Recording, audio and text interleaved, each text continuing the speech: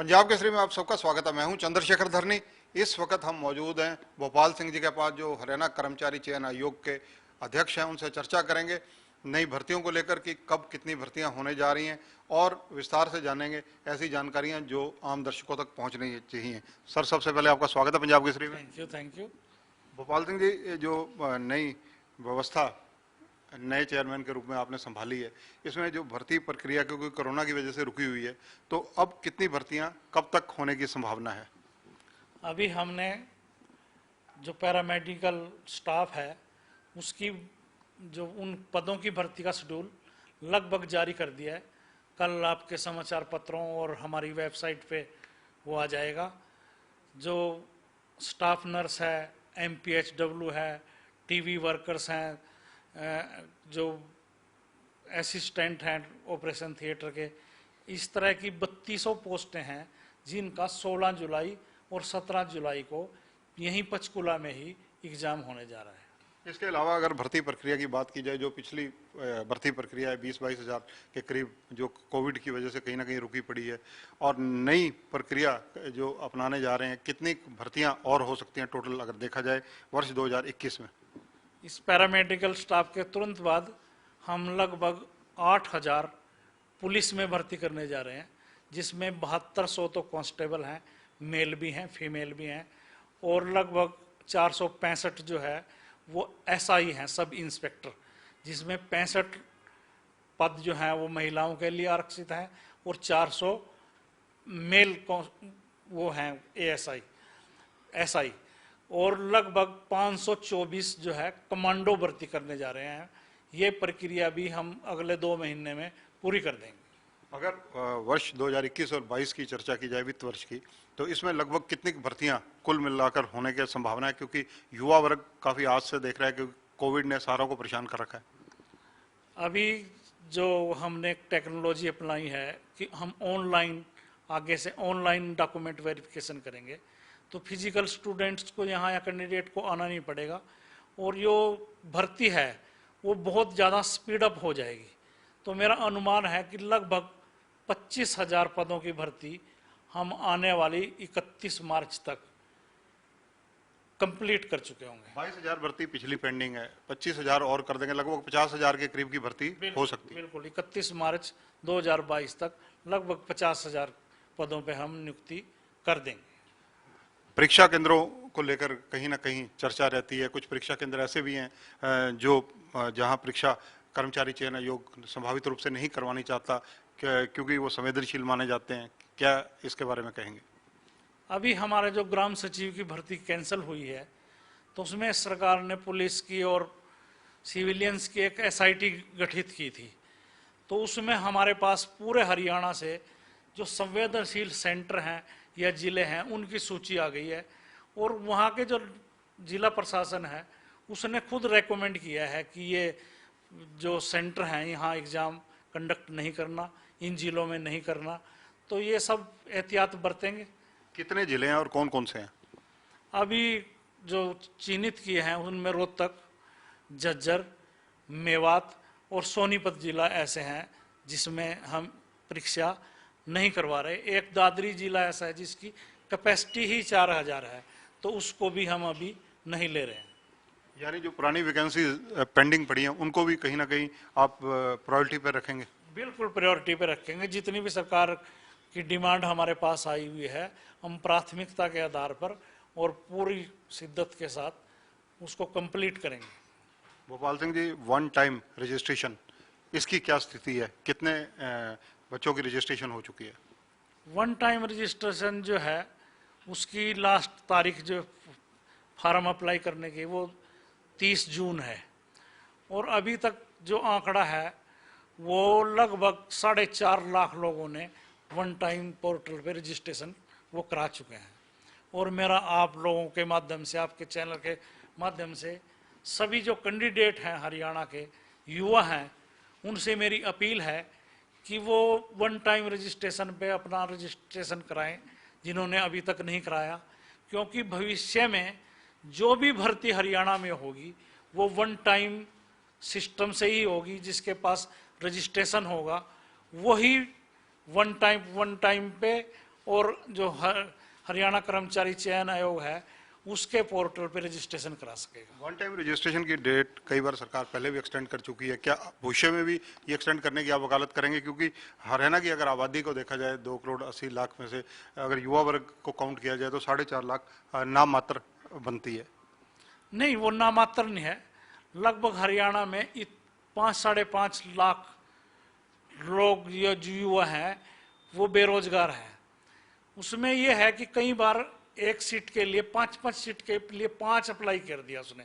हमारे को क्या लगता है कि एक ही कैंडिडेट ने 5 दफा अप्लाई कर दिया तो वो संख्या बहुत ज्यादा हो जाती है। तो जब वन टाइम की बात आती है तो वन टाइम का मतलब एक बार वो एक ही बार करेगा और वो ज्यादा संख्या नहीं है। सरकार के पास जो आंकड़े हैं बेरोजगार युवाओं के वो भी लगभग इतने ही हैं। वन टाइम रजिस्ट्रेशन के तहत एक बच्चा सपोज करो आज की डेट में अपने सारे डॉक्यूमेंट्स दे देता है, बाद में कोई डॉक्यूमेंट देने हो, नेक्स्ट मंथ देने हो या 2 महीने बाद देने हो, तो क्या ये उसमें ऑप्शन रखी गई है कि वो एडजस्ट कर सकता है, दोबारा दाखिल करवा सकता है? ये आपने बहुत अच्छा क्वेश्चन किया है। ये वन टाइम रजिस्ट्रेशन जो पोर्टल है वो हर टाइम खुला रहेगा।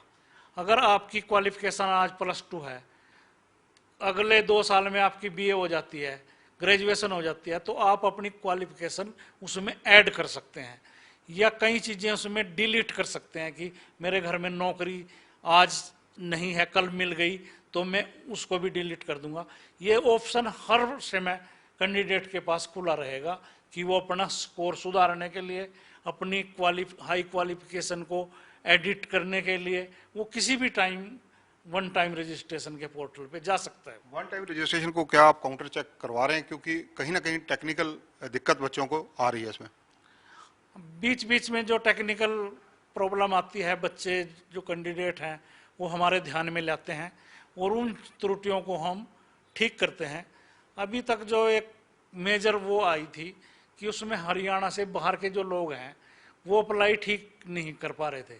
वो एक अनुभव का था कि अगर किसी का 2 इंस्टीट्यूट से अनुभव है तो वो पोर्टल एक ही डॉक्यूमेंट को उठा रहा था, वो त्रुटि भी ठीक कर दी है। स्टेट एलिजिबिलिटी टेस्ट बेसिकली क्या है, इसका लाभ क्या रहेगा और ये कौन सी एजेंसी करवाएगी? CET है वो, कॉमन एलिजिबिलिटी टेस्ट, उसको NTA कराने जा रही है। नेशनल टेस्टिंग अथॉरिटी बनी हुई है एक, बहुत जो ईमानदारी पारदर्शिता से काम करती है, पूरे देश में करती है वो।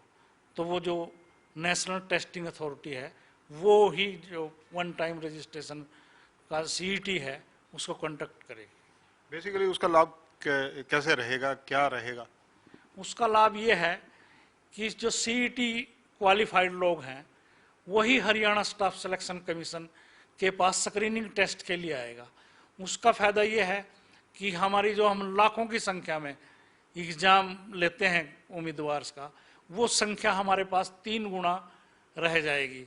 मतलब जैसे 5,000 क्लर्कों की हमने भर्ती करनी है तो हम स्क्रीनिंग टेस्ट सिर्फ 15,000 लोगों का लेंगे। अब तक हम लगभग 20 लाख लोगों का ले रहे थे, 15 लाख लोगों का ले रहे थे। तो एक संख्या को कम करने के लिए सरकार बहुत अच्छी योजना लेके आई है। परीक्षाओं में नकल रुके, पारदर्शिता रहे और जो पेपर लीकेज का मामला हर बार होता है, ज़्यादातर चर्चा में आता है, सुर्खियों में रहता है और कहीं ना कहीं क्वेश्चन मार्क लगता है, आपकी सारी व्यवस्था पर प्रश्न चिन्ह लगाता है, उसको कैसे विराम लगाएंगे? ऐसा है, अभी तक मैं पिछले 6 साल से यहाँ सदस्य के रूप में भी काम किया है और मुझे बताते हुए खुशी ये हो रही है कि आज तक हमारा कोई पेपर लीक या आउट नहीं हुआ है। कुछ सेंटरों पे चीटिंग की घटनाएं हुए हैं और हमने इस कोविड काल में, ये कोविड काल हमारे लिए एक वरदान लेके आया है कि हमने इन सब चीज़ों पे पूरी तरह से स्टडी की है, दूसरे स्टेटों की स्टडी की है और नई टेक्नोलॉजी की स्टडी की है।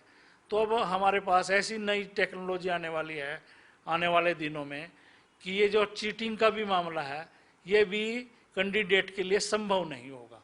और जो रही बात दूसरी, इस दौरान सारा माफिया जो है वो पुलिस के शिकंजे में आ चुका है जो इस तरह की घटनाओं को अंजाम देता था। गोपाल सिंह जी, एक चीज़ और पूछनी चाहूँगा, जैसे कि पहले होता रहा, अब क्योंकि प्रक्रिया आप चेंज कर रहे हैं, क्या इसमें भी रिलीफ मिलेगा? जैसे एक बच्चे की जगह दूसरा कोई बैठ जाता था, परीक्षा दे देता था, क्या उनको पकड़ना अब सहज रहेगा ऐसी चीज़ों को? ये बहुत आसान है। उसको इनपर्सोनेशन कहते हैं कि एक के स्थान पे दूसरा बैठ गया। अभी सरकार की हिदायतों के अनुसार हम बायोमेट्रिक नहीं करा सकते, पर हमने उसका भी एक अलग से सिस्टम टेक्नोलॉजी ने निकाल लिया है। फेस की वो करेंगे वो, और आईज की रीडिंग करेंगे, और जब हमारे पास स्क्रूटनी पे आएगा तो हम देखेंगे कि वो वही कैंडिडेट है क्या जिसने परीक्षा दी थी। यहाँ तक नहीं स्क्रूटनी पे नहीं, जिस डिपार्टमेंट में उसकी अपॉइंटमेंट हुई है वहाँ सिलेक्शन के लिए जब जाएगा वो दोनों चीज़ें उससे मैच करेंगे कि कैंडिडेट ओरिजिनल है या वो कैंडिडेट अलग था, ये कैंडिडेट अलग है। युवा वर्ग को बतौर चेयरमैन आप क्या आश्वस्त करेंगे इस मामले में? मैं युवा वर्ग से यही कहना चाहूँगा कि सरकार पूरी ईमानदारी पारदर्शिता से भर्ती कर रही है, मेरिट के आधार पर, योग्यता के, किसी भी इफ एंड बट के चक्कर में छोड़ के पूरी तरह से अपने एग्जाम की तैयारी करें। हरियाणा में नौकरियों का अंबार लगने वाला है, और जो 5-6 साल से माननीय भारती जी के नेतृत्व में काम हो रहा था वो ऐसे ही कंटिन्यू होगा और स्पीड अप होगा। जिन बच्चों ने अभी तक वन टाइम पे जाके रजिस्ट्रेशन नहीं कराया उनसे भी मेरा अनुरोध है कि वो जल्दी से जल्दी 30 जून तक पोर्टल खुला है वो रजिस्ट्रेशन कराएं, क्योंकि हरियाणा स्टाफ सिलेक्शन कमीशन में अब के बाद 30 जून के बाद जो भी भर्ती होगी वो वन टाइम रजिस्ट्रेशन से ही होगी। जो पिछली परीक्षाएं आप लेंगे वो किस प्रक्रिया के तहत लेंगे, और सरकार को आपने क्या चीफ सेक्रेटरी साहब को प्रस्ताव भेजा है? जो पिछली हैं कंटिन्यू चल रही हैं वो पिछले ही पैटर्न पे होंगी, पिछले ही क्राइटेरिया पे होगी, और जैसे पिछले 5-6 साल से करते आ रहे हैं उसी पद्धति से होंगी। ये 50,000 भर्तियों का तो आपने खुले रूप से जिक्र किया, और विभागों की तरफ से कोई प्रस्ताव आए हों जो आपके इस वक्त ध्यान में हो कि कितनी भर्तियां और निकल सकती हैं? लगभग 20-22 हजार की रिक्विजिशन और अगले 1 महीने में आने वाली है। धन्यवाद। तो ये हैं भोपाल सिंह जी जो चेयरमैन है हरियाणा कर्मचारी चयन आयोग के। विस्तार से इन्होंने हर मुद्दे पर चर्चा की, पारदर्शिता रखने और जिस प्रकार से बायोमेट्रिक को लेकर कहीं ना कहीं, क्योंकि कोविड काल चल रहा है, उसको लेकर जिस प्रकार से आंखों के मिलान की बात कही, कहीं ना कहीं बच्चों के लिए, युवा वर्ग के लिए ये अच्छी बात है कि हरियाणा में रोजगार के अवसर अब खुलने वाले हैं और नई भर्तियां होने वाली हैं। कैमरामैन संजय सिंह के साथ चंद्रशेखर धरनी, पंजाब केसरी टीवी, पंचकुला।